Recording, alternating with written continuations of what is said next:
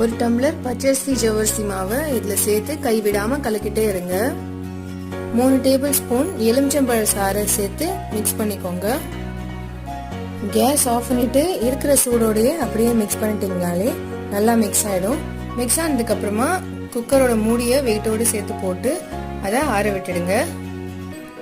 இந்த மாதிரி பண்றதுனால குக்கரோட சூட்லயும் தண்ணியோட சூட்லயும் அது நல்லா வெந்துடும். இப்போ ஒரு வடாம் படியில இதுல இருந்து ஒரு போர்ஷன் சேர்த்துட்டு இந்த மாதிரி ஒரு ஷீட்ல புழிஞ்சுக்கோங்க. கொஞ்சம் குட்டி குட்டியா புழிஞ்சுக்கோங்க. ரொம்ப பெருசா புழிஞ்சிங்கன்னா நம்ம எண்ணெய் நிறைய வைக்கிற மாதிரி ஆயிடும் பொரிக்கும் போது.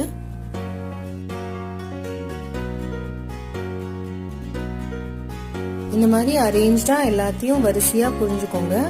இப்போ வெயில்ல இது 2 நாள் 3 நாளைக்கு காய விட்டுடுங்க. வெயில்ல நல்லா காஞ்சதுக்கு அப்புறம் இது ஷீட்ல